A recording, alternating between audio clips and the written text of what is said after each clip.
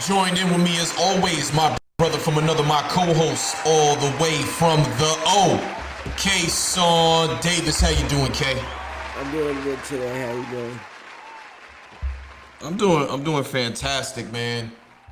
One of my favorite times of the year is now because you get the draft and then you get free agency which comes up right after. So we get all this frenzy and stuff about like who's signing where. Here, the rumor is so and so's coming here. These people are talking, yada yada. He's recruiting here.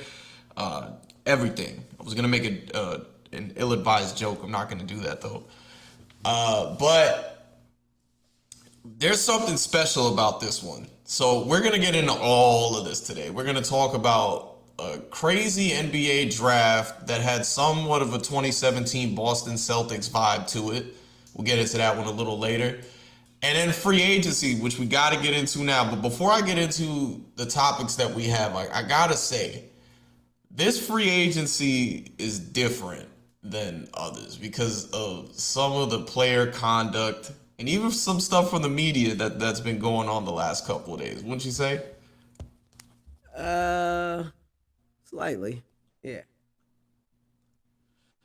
Well, let's let the elephant out of the bag, or just the elephant in the room.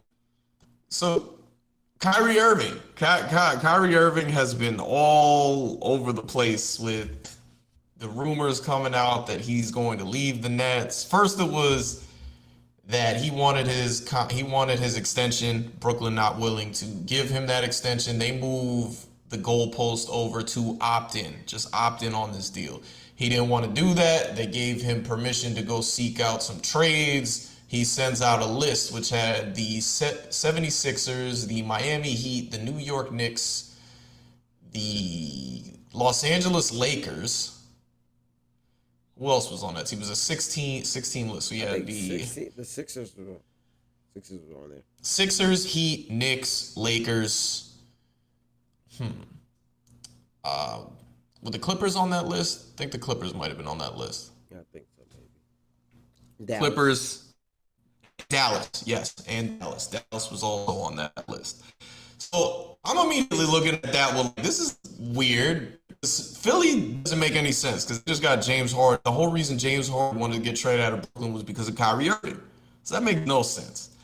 Miami, I'm sure people would love to have Kyrie Irving in Miami. But as some people on TV have pointed out, Kyrie kind of beats to the tune of his own, the beat of his own drum. He likes to do things his way.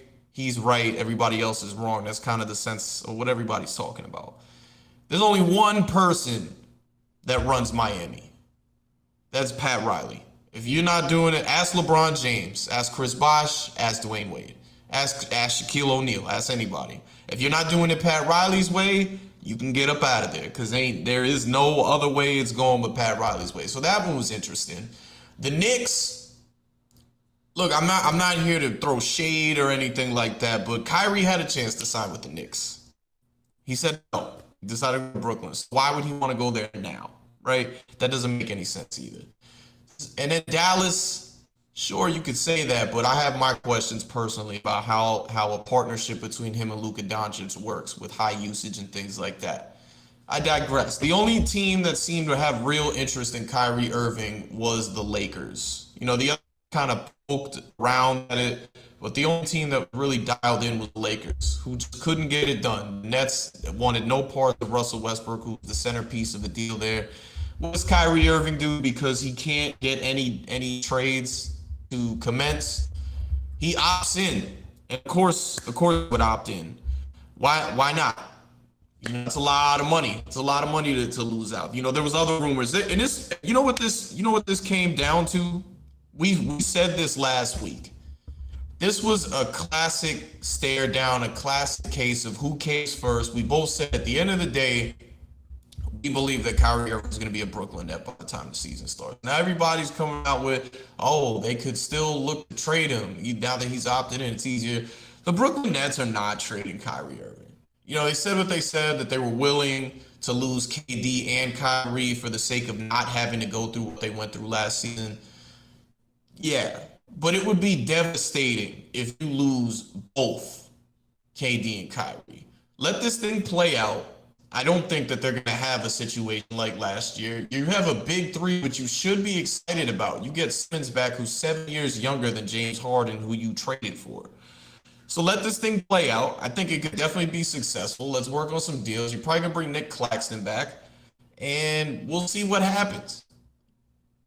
Yeah, definitely. I think Kyrie's out of there after this year anyway. I think you opt into the season and you see how things go. Maybe you go for a championship. But I think Kyrie. I don't think him and the Nets are on the same page. And I heard that it's the owner who's kind of pushing that he doesn't want nothing like what happened last year, and he was willing to lose both of those guys, which is kind of crazy to me. I don't know if he's a new owner. I don't know if he just came in, like if he came in after those deals. But he said he's willing to basically rebuild and maybe build around Ben Simmons. So I think that relationship is not there. I think Kyrie figured I'm gonna opt in, get my money for this year, and then next season, Westbrook's contract will be off the book for the Lakers. He'll be a free agent. I think it's all in line for him to end up back on, not back, but I think it's all in line for him to end up on the Lakers, and I think that's where he'll end up next season. After this season, he'll play the rest of the season out, and I think he'll be motivated to come out and play and not miss too many games. And then I think after that, not unless they win a championship this year, I think after that maybe the Nets to think about having him back. But I think he wants to be added in there.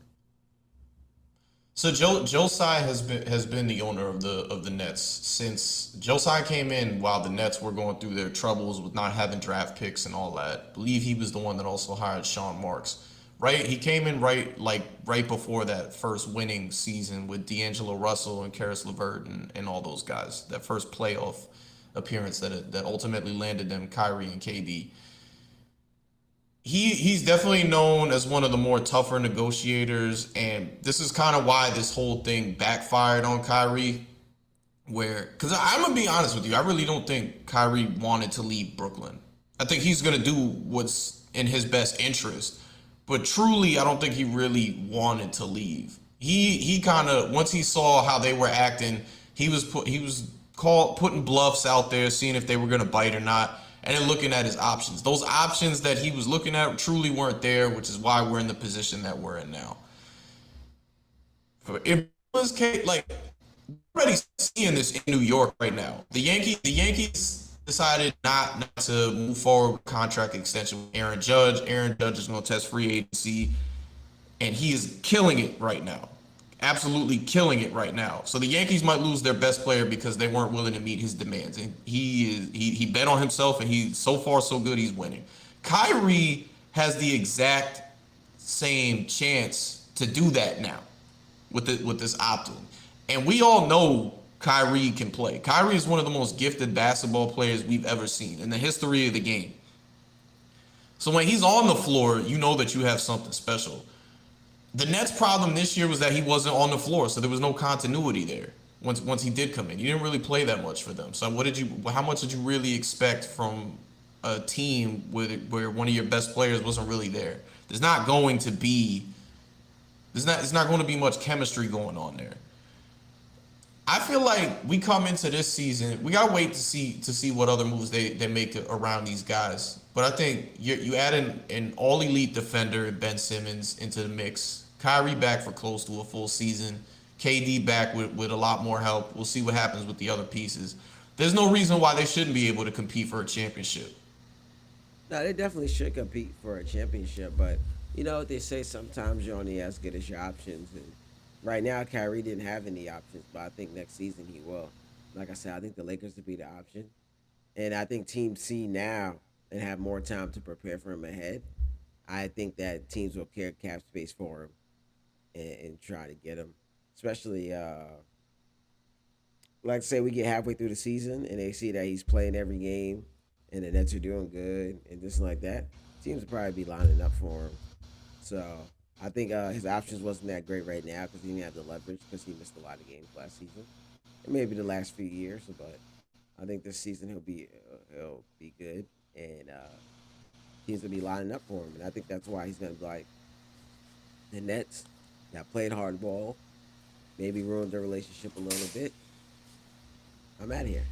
And it seems like it's destined for him to team back up with LeBron. Obviously, he was a big Kobe fan, so I think being with the Lakers may be even bigger than just playing with LeBron. I think what really this all boils down to is what are we gonna get from KD? And when I say that, I don't mean the floor, because we all know we're gonna get greatness from KD when he steps on the floor. Leadership. I can't remember a time KD was ever really in a position to be a leader. When he was in Oklahoma City, Russell Westbrook was the leader. I mean, you followed that team a lot. You know that pretty well. I mean, per I don't know if you've seen Kendrick Perkins all the smoke interview. He touched on it too that those Russell Westbrook and KD never even really had a good relationship. That kind of their relationship kind of was forced because Kendrick Perkins saw that they couldn't win the way that everybody was acting. That KD was kind of just going off on his own, hanging out with his people that weren't even in the Oklahoma City organization. And then Russ and Harden and those guys were doing their thing. So he decided to kind of step in and then force a relationship there. So as far as Oklahoma City goes, we kind of could say that he didn't really have to be a leader in Oklahoma City. One of the bigger reasons why he went to Golden State was the same thing. He didn't have to be a leader in Golden State. Steph's the leader in Golden State. He can do exactly what he wants to do, which is come in and hoop. And that's what he got to do. Now he's in Brooklyn. I can't really explain to you what the dynamic there is with him and Kyrie and stuff. But KD's been getting his criticism because he's pretty much just been letting this stuff go. He's been letting it all rock. He's even kind of come out and defended Kyrie to an extent. So it's real confusing on that front to where this season ends however it ends. I believe they're going to be a playoff team. As long as everybody's playing on the floor, they should be a top 4-5 seed in the East. So, if they get knocked out, if they make the finals, whatever. Kyrie's going to go ahead and be an unrestricted free agent in 2023. KD's already got his extension. Ben is there. I think this comes down to what is KD going to say to Kyrie after the season's over? Are you going to finally, step up and say something like, "Hey, we need you here. Look at what we just did. Like, you really want to leave?" Yeah, I think KD he tries to lead more by example. Maybe not that rah rah person to get in your face type of leader. But I would say Draymond's also the leader of the Warriors, most likely. Obviously, Steph is the better player. And I think Steph kind of leads by example a little bit too. I think Draymond's kind of the guy that's going to get in your face. So, yeah, it'll be interesting. I think at this point, we kind of touched on it last week. It's not really too much up to KD. Like we were just talking about the Nets owner seems like he's gonna play hardball, so and he's willing to lose both of them. So it doesn't even matter what KD has to say at this point. If the Nets try to lowball him next season, or if that relationship is kind of just broken already, I think he's out of there. And I think he's kind of has his foot out the door anyway. He's like, I'm gonna play this last season with you guys. Thank you. I think if they win a championship, that can change something. But I think he kind of sees how they're acting, and I think he just next summer have better options, and I think he's gonna take those options. My only confusion with it is like if you're KD, the whole reason why you're in Brooklyn is because of Kyrie Irving. So if Kyrie Irving just decides to bounce on you, like, because we saw with Harden, like KD was not happy with how Harden handled that situation at all. So you can have a problem with Harden leaving for Harden's reasons, but for whatever reason, Kyrie, who is the sole reason you were in Brooklyn, does all this stuff that's truly been a detriment to the team. He leaves you hanging in the end, and you're still like, whatever. I think slightly you can chop it up to it's more of a business thing. Harden's thing was more of a basketball thing. Kyrie's thing you can chop it up to it comes down to more of a business, get your money type of thing. But Kai, like, here's my thing with Kai and what you just said. Kai lost out on millions this year because he refused to get the vaccine. Not because he didn't believe in getting the vaccine for himself. Because I can't even believe we're talking about this again. I thought we put this conversation to bed like months ago when it happened. But he lost millions of dollars because he wanted to. He was fine with taking the vaccine, but wouldn't take it because he felt like he needed to be the voice for the voiceless. Meanwhile, your team is here struggling because you're not on the floor. Like that's not that's where's the business falling at? Then that's more of a life thing. I feel like on a What basketball step, I don't blame KD for not being mad at him. I slightly wouldn't be as that mad at him either. That's a life decision. when do you chalk it up to like we need you? Yeah, I mean, it got to that point after KD got hurt, but still, it's a life decision. So if you look at it, it's like where and especially the way those two guys be acting, they Oh always no, make it seem like this is one of the most craziest pairings in the history of the league when you talk about two personalities. they act like everything's bigger than basketball and it's just basketball. So if that's the way we go about things, for me to tell you that forget everything we were just talking about, it's about basketball, get this shot, it negates everything we were just talking about, everything we believed in. So I feel like it's tough for KD to go and be like, you got to do this because we already said that this is bigger than basketball. We set that standard already. So then I'll be backtracking on it. So it's a life decision, and I'm gonna back my brother in his life decision. I don't think the Nets are happy with what they've gotten to this point at all. The They Nets they are haven't they haven't even come close to the return on their investment on this. the Nets are a different story, and unfortunately, I just think the basketball gods just didn't want to be in their favor. Obviously, that first year was a wash, regardless. It really didn't make sense Yeah, for and they knew KD to that. play. I mean, KD and Kyrie to play. It was a wash. Second season, Harden doesn't pull his hamstring in game one. Kyrie doesn't get a crazy ankle sprain in game three. They probably win the championship. Second season, COVID hits. Nobody's seen that coming. I mean, the COVID mandate happened. Nobody's seen that coming. So it was a couple unfortunate things. Katie gets that hyperextended knee MCL sprain. There's a lot of things that just wasn't in their favor. So it's not just Kyrie, honestly. Well, I'm just like I don't think that they're happy. Like you signed them, everybody, included the Nets, knew that year one was a wash. You got some of Kyrie, but you knew you weren't going to compete for a championship because KD's not going to be on the floor that year. Second year, all that stuff happens. I get it. But the Nets expected a championship. Anybody that was going after these guys expected somewhere in these years that they were going to come close to a championship. They haven't come close. They haven't come close at all. They had a couple of weeks of excitement after the Harden trade, but they have not come close at all. Like, I'm about to say something that's a little mind blowing. Same way I said, like, Memphis Grizzlies and the Knicks to a lesser degree should be happy that they didn't end up with the number one pick that year. Like, if you're all the teams that were going after KD and Kyrie that summer, now in hindsight, like, here we looking at everything that's happened. Are you like, it's all good? We dodged the bullet. Like, oh man, I don't know. Nah, It's like it's like, I usually don't do the analogy thing, but it's like the pretty girl in school and she's always single. You're like, she's fine, but why is she always single? nah, you take that chance 100 times out of 100 times because let's say in Miami we don't have Cam Johnson who runs into KD's knee and he gets a sprained MCL, which derails their whole season. Let's say in Miami, we're not playing against the Bucks in the second round. We're playing against the Hawks, and Kyrie doesn't go up and sprain his ankle. It's a completely different thing. As much as people want to put the full blame on Kyrie, and this year with the COVID thing, Sure, those other 2 years is not Kyrie's fault.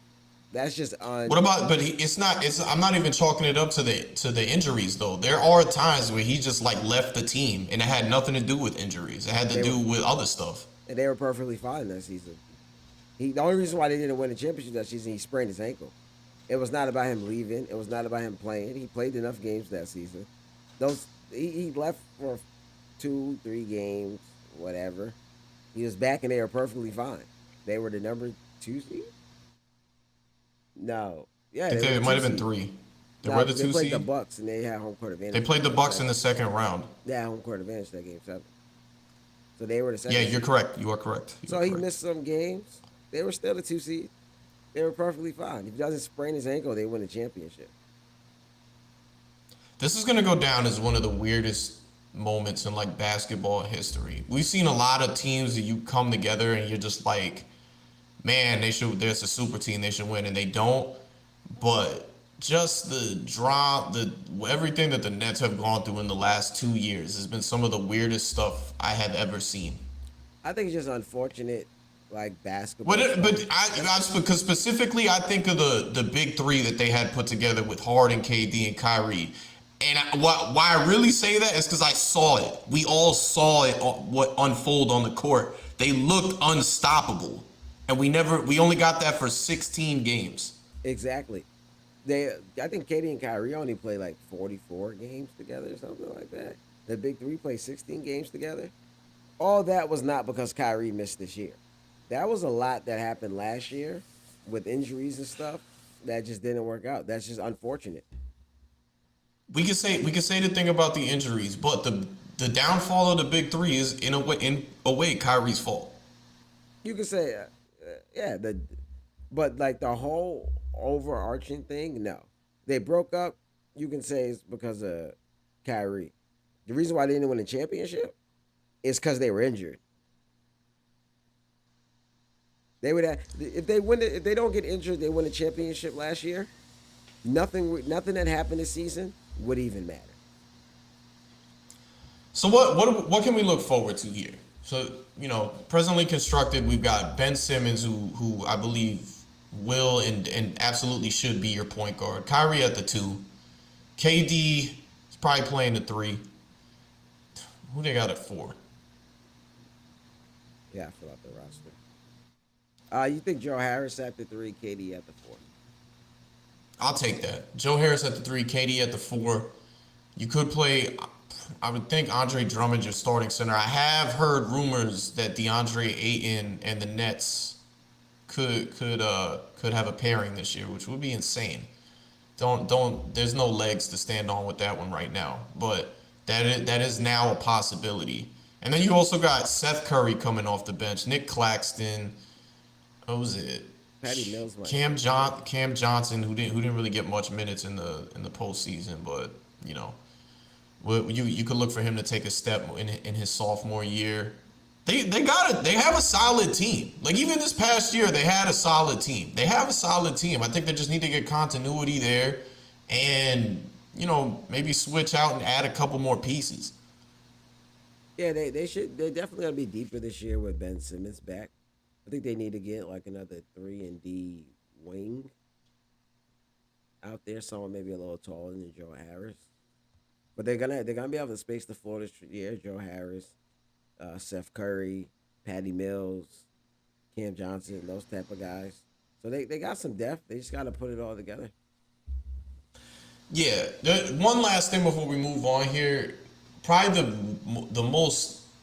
the craziest thing to me in all of this is I love Steve Nash and maybe he could develop into a coach, but I feel like coaching has been a big downfall of this team too. And the only reason Steve Nash is in place is because that's who KD and Kyrie asked for. Yeah, I think this playoff showed that coaching has been a real issue for them. I think Idoka kind of coached circles around him. I didn't see Steve Nash make too many adjustments. I think he kind of figured this is what got us here. We're gonna live and die by this. What you think? You remember that's kind of how Mike D'Antoni lost a lot of series. So we'll see what adjustments and what he learned from this year. Obviously, he was a first time head coach. He didn't even have no assistant experience. He kind of just went into it, so he's learning on the job. And it's been a lot of unfortunate things that happen too. So we'll see how Yeah, it goes for him. bolster that bench. Bolster. When I say bolster that bench, I mean the team itself and the coaching staff. He certainly needs help on that coaching staff because last especially the playoffs, like you said. Yeah, bad matchup. That guy was his top assistant last year. Probably need a guy like him back in his team. Yeah. Shout out. Speaking of top assistants, shout out to Will Hardy, assistant coach for the Boston Celtics, will be replacing Quinn Snyder, as expected anyway, as the next head coach of the Utah Jazz. So we will wait and see how the saga continues to unfold in Utah as it pertains to Donovan Mitchell and Rudy Gobert, but they do have their next head coach. So shout out to them. I don't really have much to add on that. I don't know if you do. No, Danny Ainge is the guy who made the hire. He picked someone from the Celtics. Not surprised. We need to see what they're doing with that roster. Most def.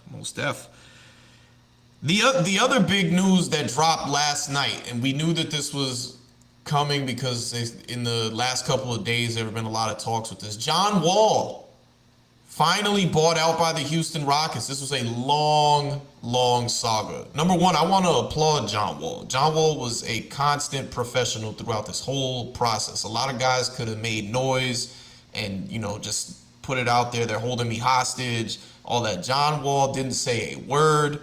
He came into a bad situation. Remember, he was traded there at a time where James Harden clearly didn't want to be there. He wasn't in shape. Guys were in and out. At one point it was John Wall, DeMarcus Cousins, Victor Oladipo. Guys were in and out of this organization nonstop. Guys that didn't want to be there, whatever. Even John Wall had a post game interview where he said it's hard to build chemistry when not everybody's in the building. He even mentioned how people didn't want to be there. So it was already a bad situation that he stepped into to begin with when he was traded to Houston. Houston decides to go into another direction with this whole youth thing, which I think they're doing a great job with, looking even better by the day. And pretty much what it is they want John Wall to, at first they were just like, stay away. We'll look for a trade deal. Nobody wants to trade for John Wall at that point. They haven't seen him play. Then they're like, we're open to you coming back. Well, before I even say that, they were willing to buy him out. He didn't want to accept the buyout because he wanted that money. They were open to him coming back off the bench. He was not with that, so he missed an entire season because of that. Now we're in the present day, bought out for $6 million. All he had to do was give back $6 million, which is a mid-level exception. So he's still getting paid 41 million for this year. He's verbally committed to the Clippers, who will probably sign him for the money that he gave back to the Houston Rockets. So now he's still getting paid $47 million. My man is out here winning. Kudos to him. I had a conversation with a couple of people on this. Some people that just kind of like laughed it off or don't want to take it seriously and things like that. Here's what I have to say to y'all. The Clippers got themselves an upgrade at point guard. They got themselves a starting caliber point guard. John Wall, when he came back and played for the Houston Rockets, when you look at it at the face, his numbers were good. You look at him when he's playing on the floor, go ahead and look at some tape. He looks solid. If you want to bring up his percentages, yeah, his percentages were down, but he's coming off 2 catastrophic injuries. Klay Thompson did the same exact thing, did not look that great this year, outside of a couple performances once in a blue moon. He's got to find a way to get back into a rhythm. That's what you expect when you got a guy who's coming off an ACL tear and an Achilles tear. I still think he'll be fine. The beauty of John Wall signing with the Los Angeles Clippers is that he doesn't have to be the John Wall from Washington. We know he's not that anymore, and he doesn't have to be. Paul George and Kawhi Leonard can carry this team, and he could come in and just do what he's capable of doing. Now, the hope is that he kind of takes a turn that Jason Kidd and Derrick Rose took when they entered that next phase of their game, where they're starting to develop their shots beyond the arc. And we've seen tape on John Wall working on that a lot throughout this time that we haven't actually seen him in a basketball game. He's still a great passer. He can speed up a game and slow down a game when you need him to. That's exactly what you want from a point guard. You add in that we were already talking about the Clippers being a championship contender coming in the next season because of the trade deadline moves that they made this season. Ty Lue, who we both think the world of, the dude is a great X's and O's coach. We heard a lot of stuff about him in Cleveland, about how instrumental he was on that championship. By the way, if you take out the 2 years of KD and Golden State, Ty Lue has a winning record against Steve Kerr. Like he dances circles around Steve Kerr usually when he matches up with him.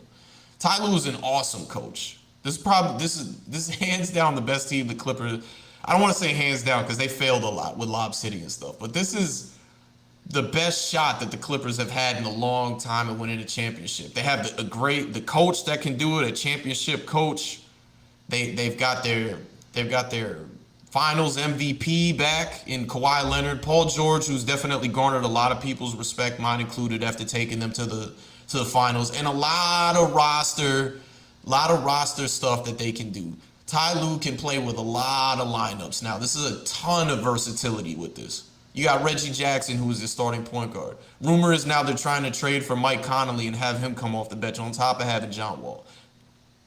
I have them slightly, because remember, even with Golden State winning a championship this year, I came out after the championship and said I don't think that they're like a runaway favorite or anything like that. Right now, you add John Wall to this team as presently constructed. I have them slightly the favorites coming out of the West moving forward. But great stuff here. Great stuff here. Is John Wall supposed to be coming off the bench for them? I really don't see that. Like the second person that I've heard say that. I feel like maybe he could start off that way, but I really feel like he fits a need. You know how I feel about Reggie Jackson. I mean, Reggie Jackson did his thing in the playoffs this year too. But John Wall is a better floor general than Reggie Jackson. That's definitely what they need. So you could have a case scenario where Reggie Jackson's the starter to begin the season, but eventually you got to feel like John Wall's the guy there. Yeah. I was more asking than saying. I kind of don't know. I think, like you said, they don't need him to be the John Wall from Washington. They kind of just need him to be that floor general. And I think if he embraces being that floor general, and that's where he'll earn it. I think where Reggie may beat him at is Reggie's a better shooter at this point. So Reggie would probably space the floor better for Kawhi and PG. But I think John Wall can still come in and, like you said, be that floor general.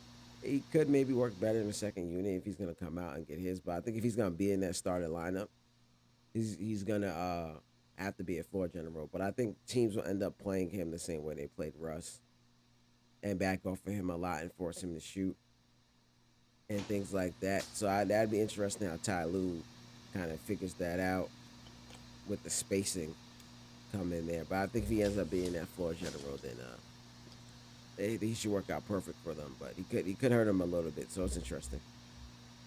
But we know he's never been the greatest shooter, but I still wouldn't compare his shooting to Russ. Like I've never thought, maybe it's just me. I've never really thought John Wall was as bad of a shooter as Russ ever was. I mean, Russ had a great mid range shot at one point. Don't know what happened to that, but I've seen John Wall hit some big time shots and not look like forced shots.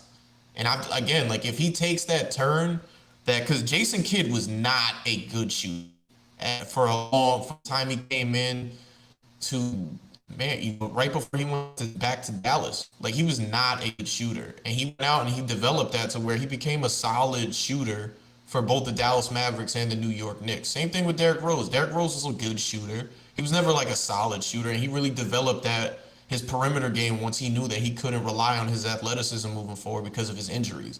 If that's the case with John Wall, that just makes this team even scarier. Yeah, I mean, I remember when they got traded for each other. I think their numbers were kind of close to each other. I'd like their shooting numbers were definitely really really close to each other. So you don't think of it that way, but he is just as bad as a shooter as Westbrook. So it's gonna be interesting to see how he play. We'll definitely wait. That's what the numbers say. Look, man. Sometimes I don't really like to trust the numbers and stuff like that. I've seen people make arguments. For and against players using the same metrics. It is what it is. It is the truth. I want to give a shout out to Russ, by the way. Russ opts into that. What was it for? Is he making about 47 mil himself? Shout out to Russ, man. Shout out to Russ opting in. We're gonna drop a flex bomb for Russ. I would Let me just get this. Go ahead. opted out and took a pay cut. If like we could have worked it out where it's like I opt out and still get my money, I would have did All right, so give me your perspective. You're not cool. You're not cool with Russ opting in. that. Like I don't have a problem with it, but if it was me, I would have opted out and took like 20 million for it. And actually, and it'd be To like, stay? To stay, like, come back to the Lakers yeah, or somewhere else? no, stay with the Lakers. I would opt out.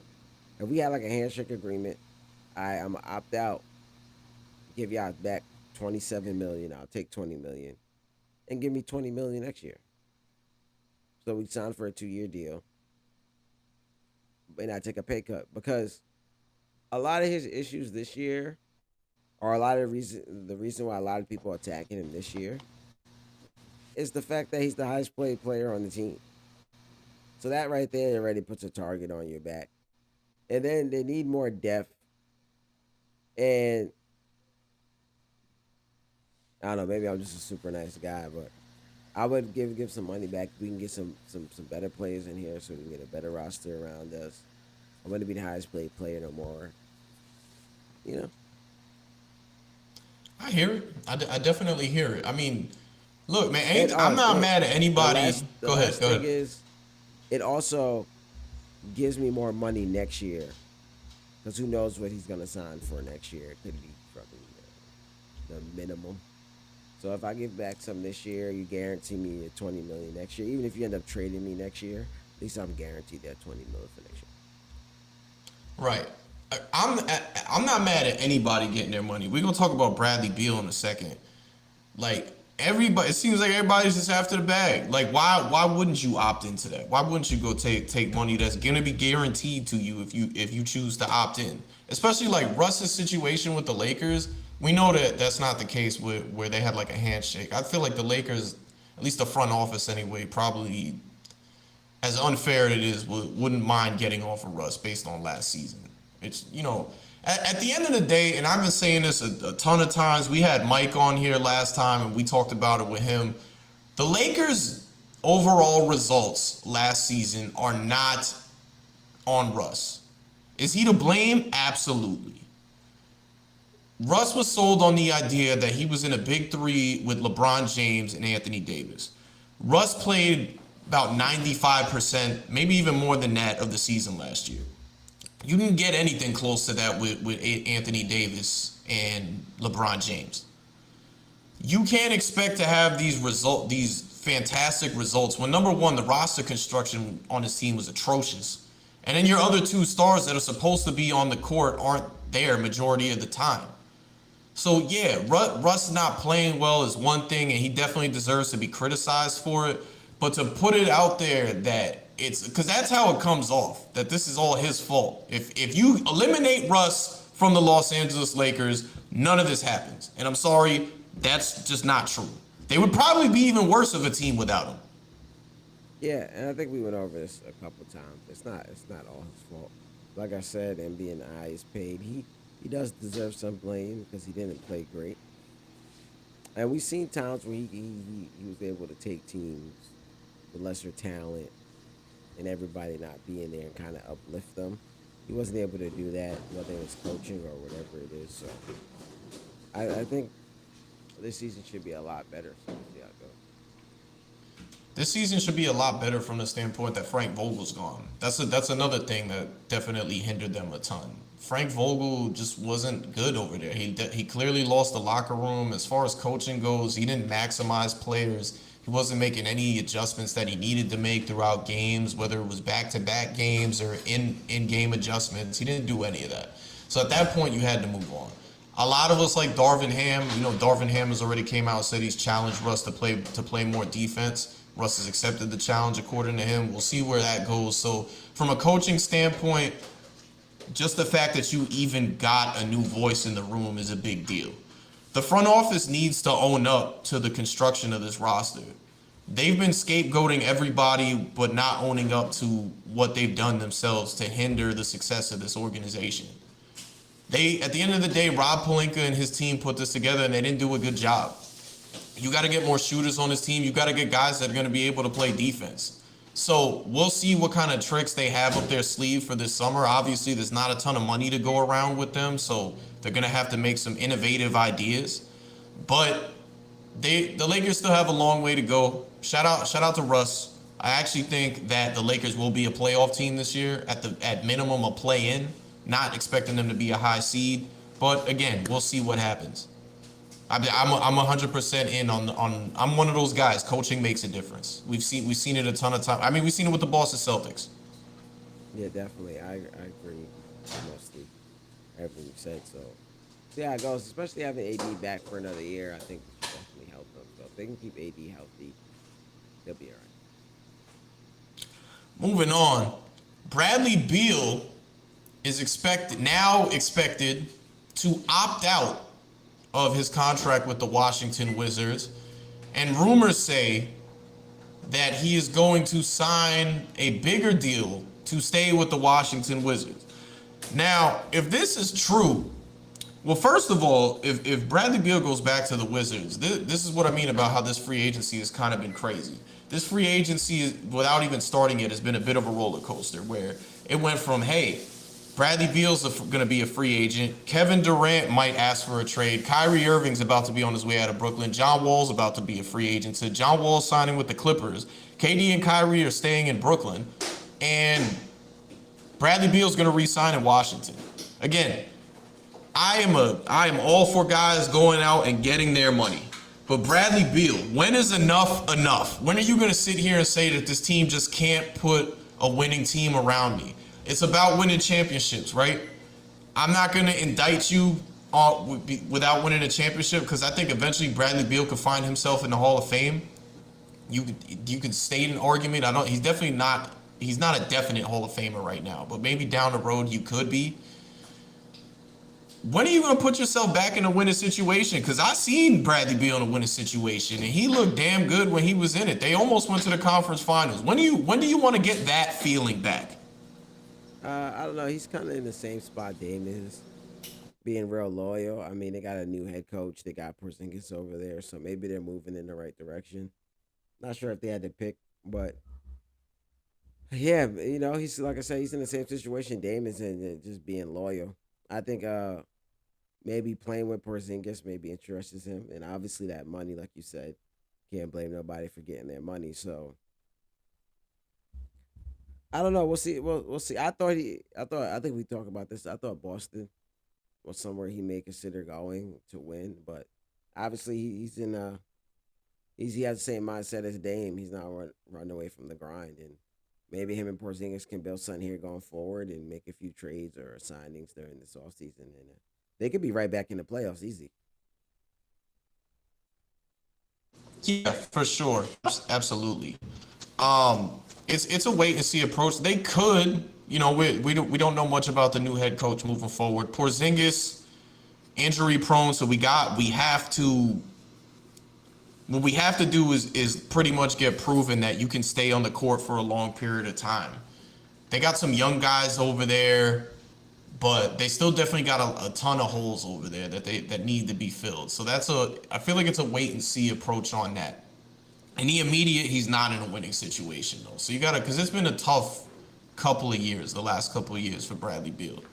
So, we'll see. He would have suitors. You mentioned the Boston Celtics. I know without a doubt the Miami Heat would love to have him. I mean, there at one point the Philadelphia 76ers were rumored to try and make a deal for him. So that's definitely one moving forward. That'll probably be the name to watch out of a free agency class that's, again, going from down to up to back down again. So. And nothing's official yet. So let's see what happens. Maybe he opts out and he does end up going somewhere else or something. So nothing's official yet. It's all rumors. or maybe he's been talking to people to come to Washington or something like that. So we'll see how this goes. I think they said they were in play for Dejounte Murray. So see how it goes. Maybe there's something in the works if he does stay. Well, let's go to that one. The team, the most synonymous team I've heard Dejounte Murray linked to was the Atlanta Hawks. Now, for any team that's going after Dejounte Murray, kudos. You should want to go after Dejounte Murray. I've been giving Dejounte Murray his flowers all season, saying that nobody's been talking about him enough. He should have. I don't even think he finished in top three voting for most improved, which is nuts to me if I'm correct on that. Like he had an outstanding year. You know what? All right. You know what doesn't make sense to me? What doesn't make sense to me is that the San Antonio Spurs would even fathom moving on from Dejounte Murray. Dejounte Murray seems like he's supposed to be the face of the franchise moving forward. You should be building around him. You just came off a playing appearance with him, losing unfortunately to the New Orleans Pelicans. But you come back, you're always in the thick of things. The San Antonio Spurs, for as long as I can remember, have always been the team that says we don't rebuild, we retool. There was only one time when they drafted Tim Duncan that they went all in on a tank. Since they drafted Tim Duncan, it has been all about retooling, don't rebuild. They won championships on this. They went to the playoffs numerous times. It's been their winning formula forever. This is the first time since Tim Duncan was drafted that they're seems like they're throwing that motto out the window. And now, with them doing that, whoa, I didn't mean to hit that button. With them doing that, it only tells me one thing. You ready for this? We are one step closer to Greg Popovich retiring from coaching. If you are moving on from Dejounte Murray and throwing the retooling thing out the window, you heard it here first. Greg Popovich is getting ready to make his way out the NBA because that's the only logical explanation I can come up with here. Yeah, I think that makes sense.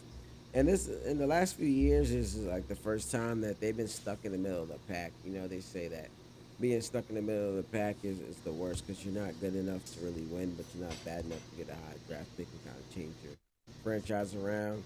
Obviously, a small market. No one really wants to go to San Antonio. They tried to get some players in there, LaMarcus Aldridge, uh, DeMar DeRozan, those type of guys, and those guys all ended up leaving and things like that. So they tried the trying to go get the names and things like that. They've been stuck in the middle of the pack. I think they realized that they're probably better with homegrown superstars, and that's probably the path that they're gonna start going in. And like you said, I agree with what you said about Popovich because I don't think he'll. I guess he's still fairly young, but I don't know if he'll be around long enough for another rebuild before he decides to kind of hang it up. Yeah, I mean even like you look at some of the stuff that they've been able to do. Like even without having lottery picks or having low lottery picks, they've still drafted well. Like they've still followed the Spurs formula and gotten good players out of it. But But I don't think again, got like a you look superstar. at the no, you look like the closest thing was Dejounte Murray, who wasn't a lottery pick. But you know, you got to look at the writing on the wall, which is those good days just aren't there anymore. Popovich is in his 70s now, and he's not a guy that has the time to coach up a young team. So like I said, when I first saw it, I was like, that is nuts. Why would you want to move on from Dejounte Murray? But when I'm looking at it through that lens, that's the only thing I can come up with. And I was having a conversation with a couple people about his fit on the Atlanta Hawks that had confusion about him fitting with the Atlanta Hawks. When you look at Dejounte Murray on the Atlanta Hawks, what you need to think about is think Chris Paul, James Harden on the Rockets. Even you could even think Russell Westbrook and James Harden playing together.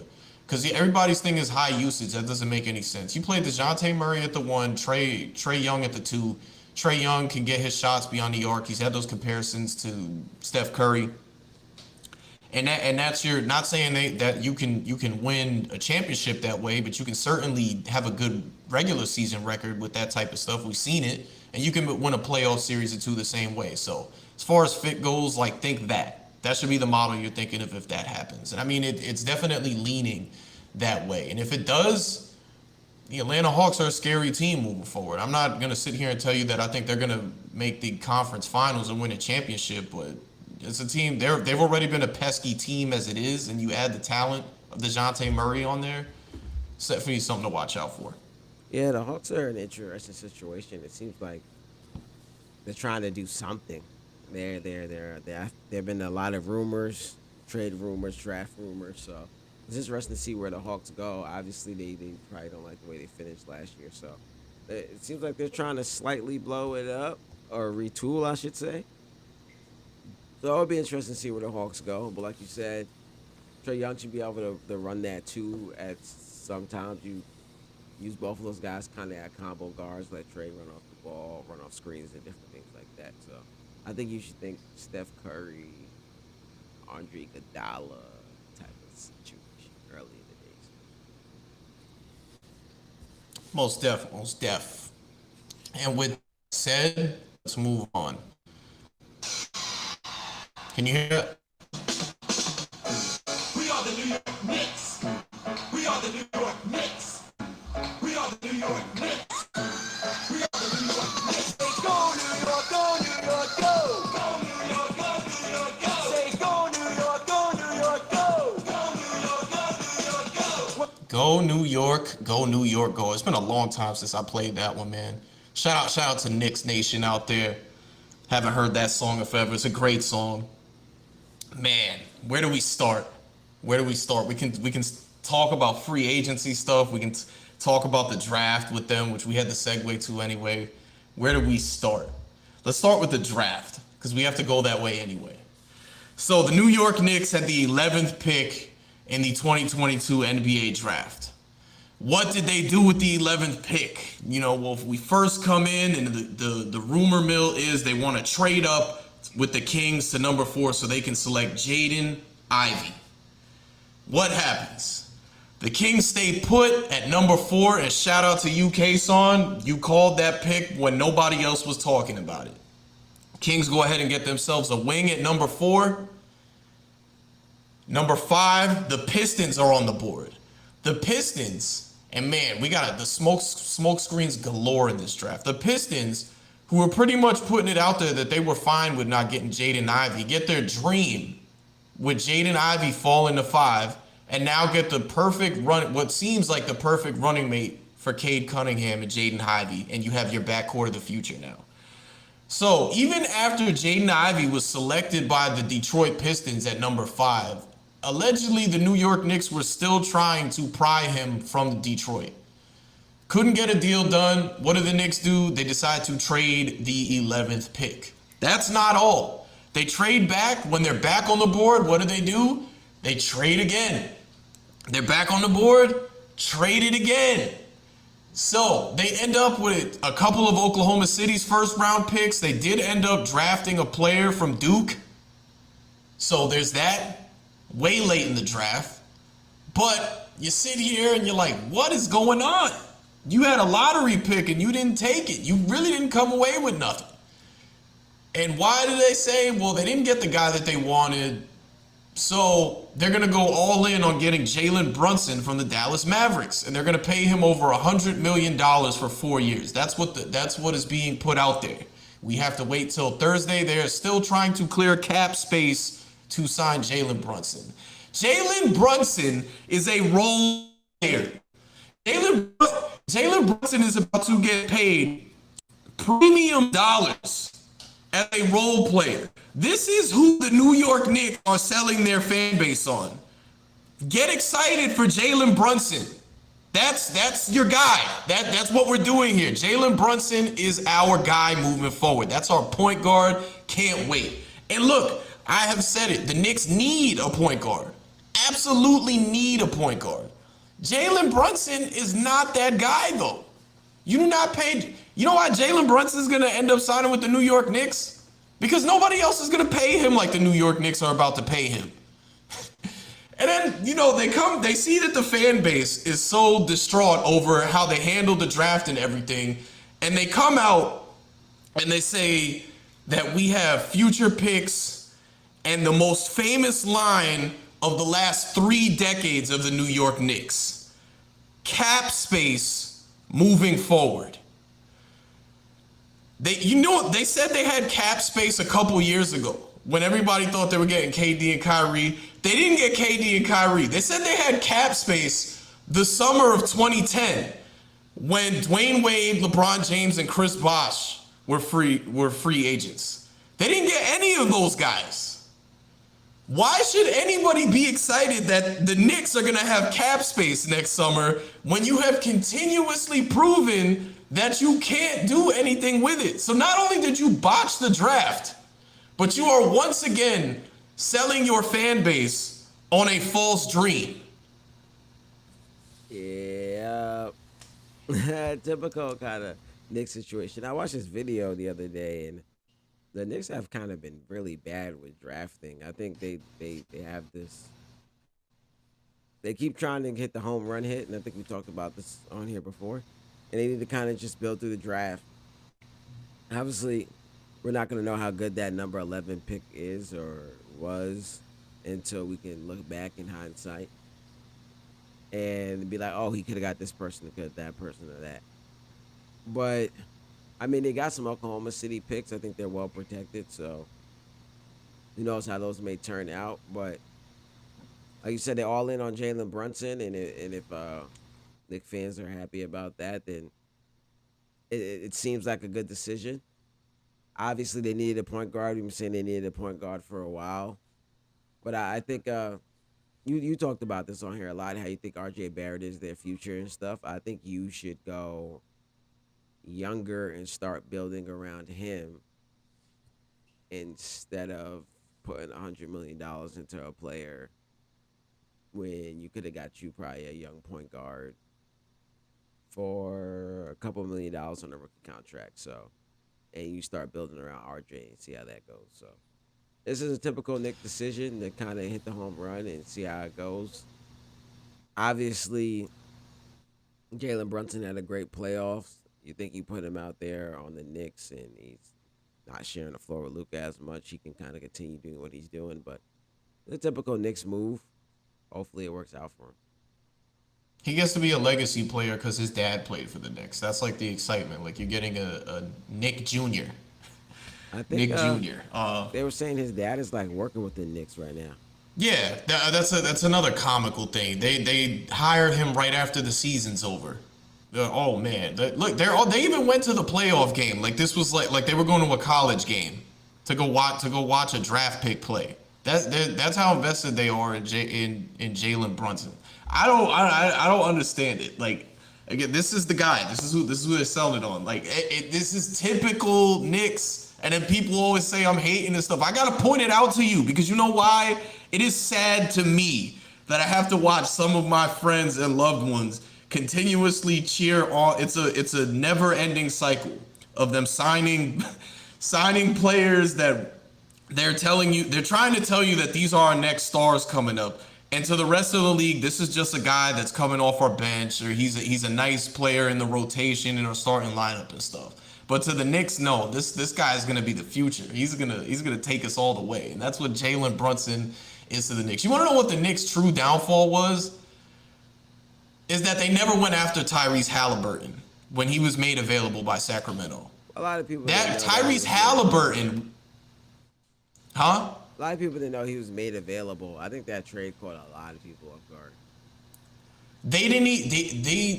People were told, the Sacramento Kings were letting people know that they were open to trades. They didn't even make an offer. Tyrese Halliburton would have been the perfect point guard for the Knicks. That's exactly what they've been missing because he can score. He's young, which you just alluded to is something that they need to put around R.J. Barrett. He's not going to be a high usage guy. He can pass, set up guys. They didn't even look to make a call. Not even make a call. You know, they could have went after Lonzo Ball, who's another guy last summer. They didn't do that. Going after Jalen Brunson. Jalen Brunson. the Kings, if they wasn't giving up Halliburton, they was giving up Fox, and the Knicks should have been in there for one of those calls for calling about one of them. So you should have been calling about Fox, and they should have been telling you no, Halliburton's on the thing. So I see what you're saying. Yeah, but I mean, shout out to the Knicks, man. Shout out to the Knicks. You know, We'll see how they're it gonna goes. keep doing Knicks things. To probably move on from Julius Randle in about a year, and eventually, if things go the way like you expect them to go with the Knicks, maybe they'll even trade RJ Barrett down the line. Uh, yeah, trading for cat space. Yeah, more cap space. More cap space. All right, all right. Before we get out of here, let's go ahead and dive into this NBA draft, man, because I already talked about it a little bit with the Knicks. Smokescreen galore. Smokescreen galore. So, shout out to my man K. Been with the Orlando Magic all season long. So you got to be in those photo shoots with Bankero this past week. That must have been a lot of fun. Uh, it was uh, it was cool. It was a quick media circuit, so not a lot of interaction or anything, but it was cool. Working draft night and then getting up the next day and kind of seeing how all that goes. I know it's a whirlwind for the players, but it's a whirlwind on the media side Right. So I gotta ask you, because I know you're not in the front office or anything over there. The Orlando Magic for months have pretty much been putting it out there that Jabari Smith Jr. was their guy, and then really all the betting sites had started like a day or two before the draft had Bankero as the odds-on favorite to go number one, while the Orlando Magic were still kind of making it seem like Jabari Smith was going to be their guy. So this was where the smoke screen started, and what we talked about a little bit last week as well. Not everything that you hear leading up to the draft and even free agency is going to be true. You'll get a lot of smoke screens to try and get other teams to do what you want them to do. In this case, the Orlando Magic seem to have kind of tried to do what the Boston Celtics did in 2017, which was make you think that they were going to take somebody that another team really wanted, which would then force that team to trade up with them so they get an extra pick and probably still get to draft who they wanted all along. So did you hear, again, I know you're not in the front office, but had you gotten any like word that like they're going to take Bankero before they actually did it? too.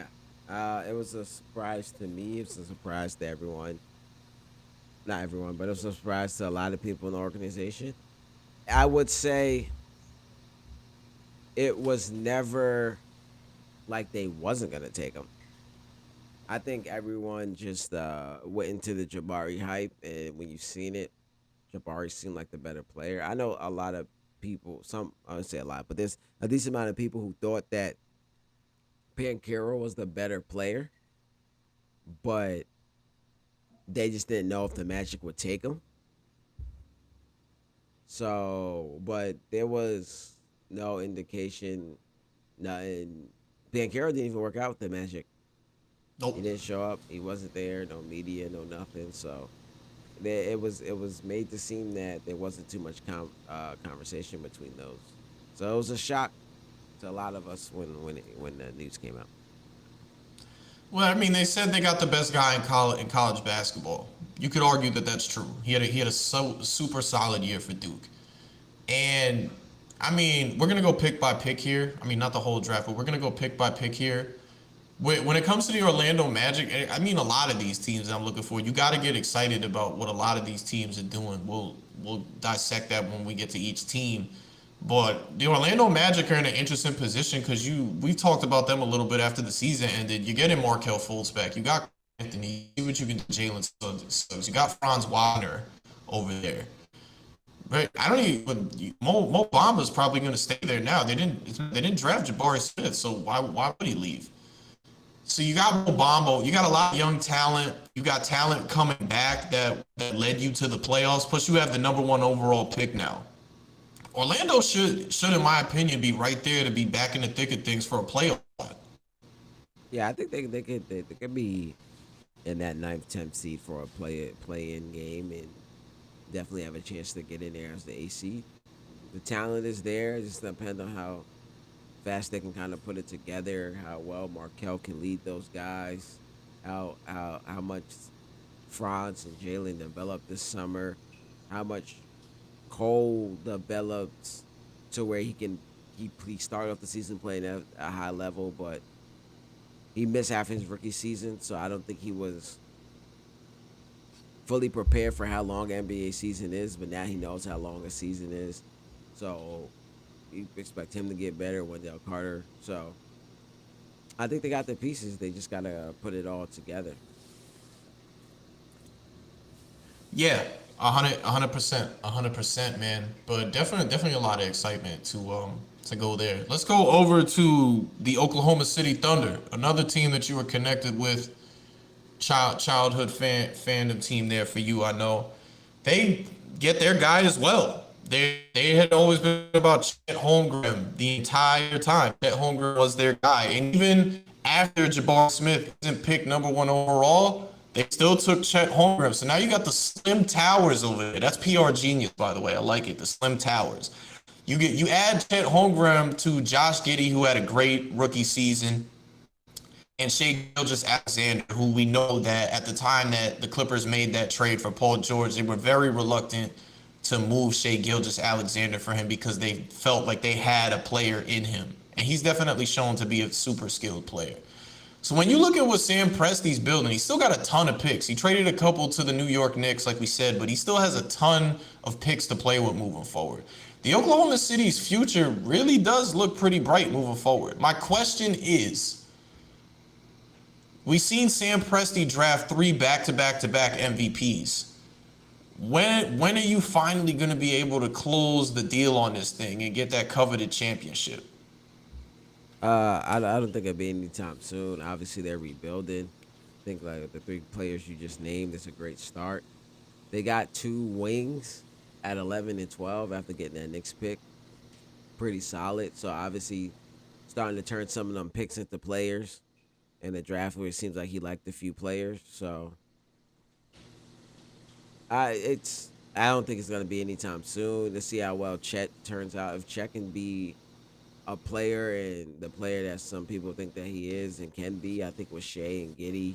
I think Shea is there. He just needs the help.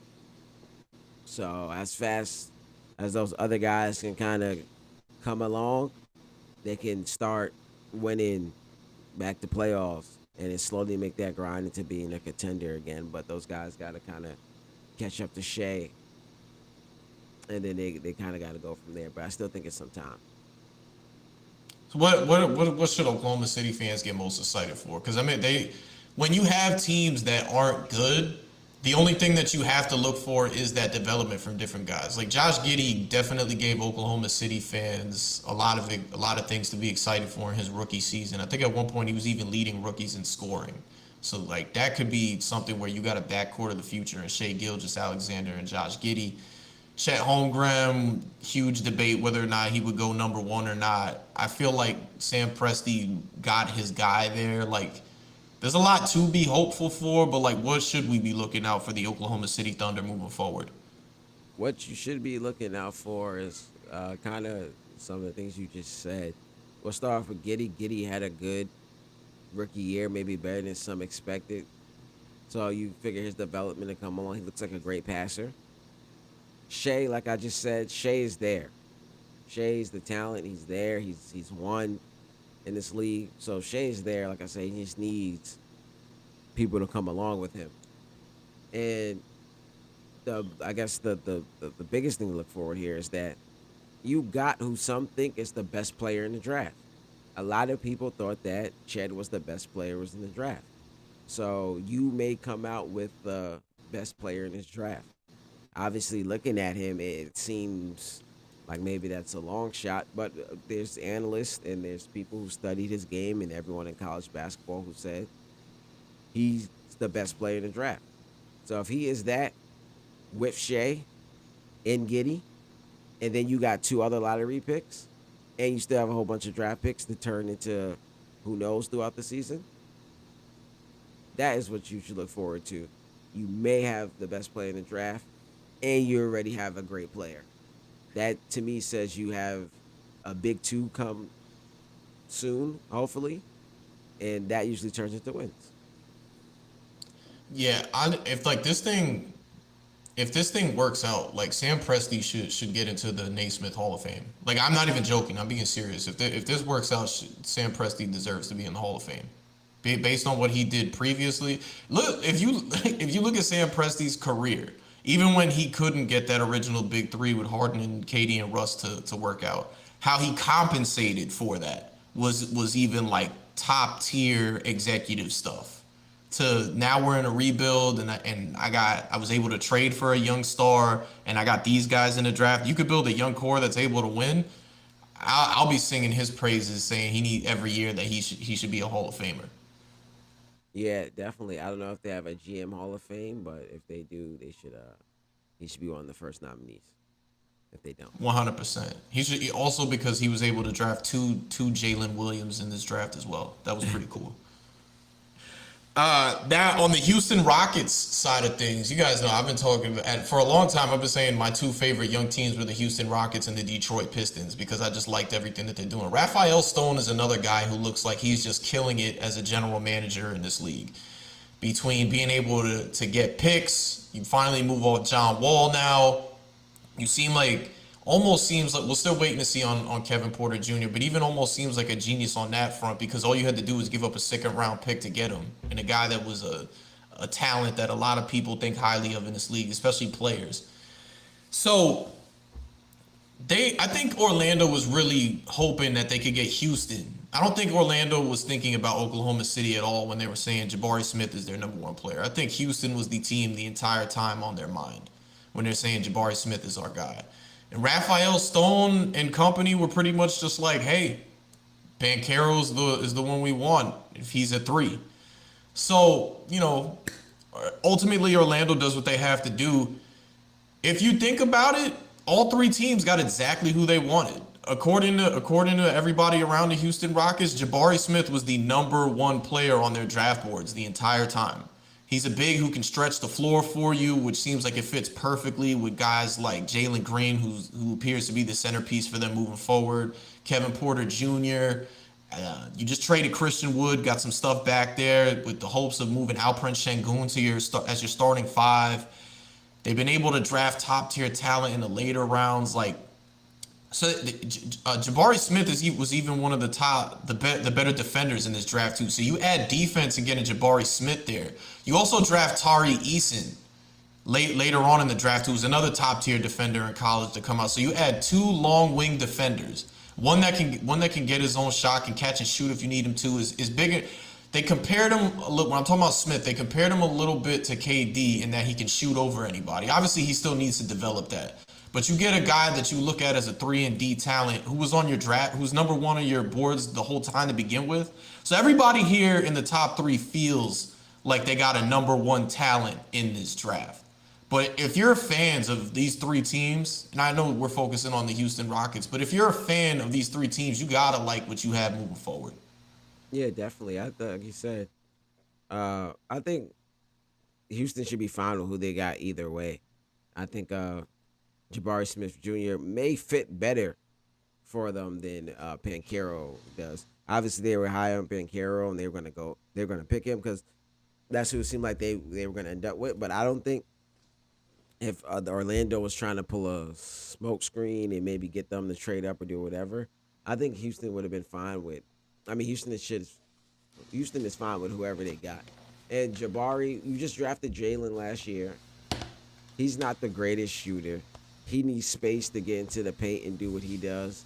You have Kevin Porter Jr. He's a better shooter, but he likes to attack and get to that paint too. So you add someone who's gonna play defense, and he's the best shooter in the draft. It seems like so he's gonna space the floor for you. So that may work out better for you than Banchero because Banchero is gonna operate a lot in that paint. He's gonna take up a lot of paint. He can shoot a little bit. He's not as good as Smith. So Banchero is gonna be a lot of bully ball, a lot of face ups, a lot of mid range stuff. Jabari is gonna space out create a little more space for Jalen Green and those guys to attack, which may be better for them anyway. He's a good defender. You could possibly play him at the five in certain cases, especially with the way the league's going. So you got a player who you can maybe play from 2 to 5. 2 is like a stretch maybe, but 3 to 5 definitely. So and he's gonna space the floor for you. He doesn't have to. A lot of people talked about his dribbling. In Houston, he's not gonna need to dribble too much. He just needs to catch and shoot. So that may be better than being in Orlando, where they might need you to be that guy and feed you the ball. So in Houston, it may be better. He's gonna get a lot of more catch and shoot from those guys creating space for him. Yeah, it's interesting you brought up the three too, because I remember after he was drafted, seeing like mock lineups and somebody throwing him at the three, and I thought that was odd. Yeah, somebody throwing him at the well, you said two, but even like when I saw somebody possibly throwing at the three, because I always looked at him more as a five, because he has the size. But then I started thinking about it. I'm like, well, if you're saying that he can kind of have that skill set that KD has, like that's an interchangeable guy. So that's definitely interesting to have. The Rockets also drafted Ty Washington out of Kentucky. So they also got a point guard who's more of a prototypical, not prototypical, but more of the model of a point guard as opposed to KPJ. So Houston definitely made out on this one with those three players that they were able to take in this draft. Definitely. And like I said, I think Smith can play anywhere from the two. I think, like I said, I think the two is a stretch, but in certain cases you can try to get him there. But really, the 3 to 5, he's there. Like you said, that kid. And people compare him like to KD because that body frame. He's mobile, he's tall, he's skinny, he can shoot. So he should be able to move his feet a little bit there with those threes. So you can put him there. 100%. So again, we got to get in on the Kings pick. Who take Keegan Murray, who you said if they're gonna stay put, that's who they should take. I mean, Perk was saying all night, wings win in this league. They win you games in this league, which is true in the modern, in at least since in the 2010s. Like every team that's won a championship had a great wing on their team. So Keegan Murray from Iowa is taking number 4. If you're not, there was no way they could go with a guard. There was no way they could go with a guard. So I know you've been watching it a little bit more. Go ahead and talk about what Keegan Murray brings to the Sacramento Kings here. From a lot of what scouts and stuff are saying, and I had to do some research on him and make a little highlight tape for him and stuff. People think he's the most ready player right now. Someone who you could have plugged into an NBA team maybe the end of this season and he'd been able to play right now. So a lot of people think the Kings got someone. And when I talked about the Kings trading that pick, it was to get someone who can come in and help them win right now. And Keegan Murray, people believe that the Kings got someone who can help them come win right now, and they're still young. So a lot of people think that a lot of things he did in college will translate to the NBA. He may even be even better in the NBA with the spacing. He's big, he's tall, he's like 6'10", nice wingspan, nice post-up game, nice face-up game, can shoot the three, polished. He was in college for a few years, so a lot of people think he's ready right now. So with the trade that the Kings made, getting rid of Halliburton and bringing in Sabonis, to me, it said that they're trying to win right now. So getting a player who people think is ready to come in and win right now may be perfect for him. Right on, right on. And then the Detroit Pistons, the other team that I said, if you're looking at it, you gotta like what they're doing a lot. I mean, we were talking draft night. Troy Weaver, who actually comes from that Sam Presti tree. Troy Weaver has been doing a hell of a job with Detroit. Like you got a centerpiece in Cade. Then you go on and you draft Jaden Ivey. I think one thing that was interesting where a lot of people were saying that we were actually very torn in last year's draft. It wasn't like a for sure thing, like we're definitely taking Cade Cunningham. He liked Jalen Green a lot. So you decide on Cade Cunningham over Jalen Green, but you get Jaden Ivey, who can kind of be some semblance of Jalen Green. He can jump out the gym, crazy athleticism. He can shoot. I'm not going to sit here and tell you that's a sniper, but he can shoot. So that's a great pairing in itself right there. The Motor City's definitely got a lot of. I didn't even realize Hamidou Diallo was playing over there. Like that, they just gave him a little bit of an extension. I'm trying to pull up some other stuff here that we talked about, but I mean, just from your own standpoint, what are we getting ready to look forward to here with the Pistons? Like I said, Troy Weaver doing a hell of a job over there. I believe Oh, in and they got picks back for Jeremy Grant. I believe in Troy Weaver. That's what's to look forward in Detroit. I think that says it all. Nah, but uh, Jalen Ivey, I think he's the most entertaining player in this draft. I think they got a Ja Morant type of entertainment player. At least see how people want to see Ja. Jalen Ivey is like on that level. He's also 6'5". You can play him at the two. I think Cade is like 6'6", so you got a big backcourt. It's gonna come down to shooting. They kind of lack shooting with that backcourt, but I think Cade's three ball came on a lot better towards the end of the season. I expect him to be a better shooter with the offseason to get better. So I like it. It's a big backcourt, explosive backcourt. Cade is that point guard. And Jalen Ivey can end up being the best player in this draft. It'd definitely be Oh, the yeah. most entertaining player in this draft. He's also a guard. He's the only guard out of that top four, so he could possibly have the ball in his hand a lot more. People are going to want to see him play. And then you have the number one pick from last year. People are going to want to see Cade play. It should be entertaining times down in Detroit, up in Detroit, however you want to look Yeah, I mean to add on to that, they got Sadiq Bey over there who they've been playing at the three. You traded for Marvin Bagley the third at the trade deadline, who I think a lot of we both agreed that we like him more in Detroit than in Sacramento. That it could work out very well for him there. And then just these other two guys. I mean, like I said, I like Hamidou Diallo's game. I liked him a lot in Oklahoma City. I didn't even realize he was over there either. Like there's a lot to look forward to in Detroit. And I don't think Jalen Rose is going homer and saying that they could compete for a playoff spot. I don't see that happening. But definitely a young team to look forward to, especially like Sadiq Bey had some crazy scoring game. It's definitely some exciting stuff to look forward to in Detroit. Definitely, they should be good in a few years. Troy Weaver kind of knows what he's doing over there. They got the big Jalen Duran, I think the Memphis guy. Yep, they also got Jalen Duran in a trade with the Knicks. The Knicks traded Jalen Duran over there. So they got a big in there too. So I like where Detroit is going. So with the Pacers took Benedict Mathurin, and all I'm gonna say on this is I already like this kid because he came out with the comment that nobody's better than him, and LeBron James is gonna have to prove that he's better than him. That's the only reason I brought that up. I'm already amped, and I can't wait to see him play. He looked explosive in college. I hope he can back that up because he's gonna learn real fast. You ever watch the Knuckles Head podcast and X was the first person to get bust their ass?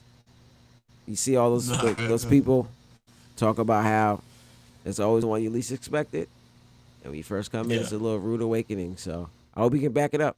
I like to talk though. Nah, that's gonna be real fun, man. Pacers a real fun team moving forward. With that, that's self-explanatory. Shaden Sharp to the Blazers, I think might be the steal of this draft because we don't know what we're getting, but you put him in a win now situation. They had that pick because it was a bad year for them. Trade C.J. McCollum. Dame is still there. Now they got Jeremy Grant in that draft that trade with Detroit, and also I mean, you got Yusuf Nurkic over there still. So Shaden Sharp could definitely open the floor for you. We'll definitely see. They still got a lot of those other guys there moving forward, but this is definitely one of those unknowns where he could clearly be the steal of this draft. Yeah, I think he was one of the top players in high school before he kind of went down that path that he went down and wasn't able to play. So Yeah. the talent's there. Like you said, a win now situation, playing with Dame, learning from Dame. He won't be like in a situation like none of these other guys where he got to kind of carry the franchise. It's Dame's franchise. He can kind of come along slowly. Got Jeremy Grant over there, so he can just get in where he fit in. There's not too much pressure on him. after taking a year off, that may be exactly what he needs. He might have time to develop. Yeah, for sure, for sure. So that's definitely something to look forward to. I told you guys last week that my guy I think could definitely come out as a steal in this one was Jaden Hardy. He's going to be paired up with Luka Doncic over in Dallas now, so that's something to look forward to. And I want to give a shout out to our man straight from Brentwood, Lester Quinones, undrafted free agent signed with the Golden State Warriors. Think that that's a great look for him. Definitely matches his game, and they've proven that they have a great developmental program over there. So all speed ahead to him. Yeah, shout out to the young boy. I think Golden State is perfect. Obviously, as a shooter himself, and I kind of talked about how I don't think Memphis at the time was able to maybe maximize his shooting ability. As a shooter, you go over there where some of the greatest shooters in the game.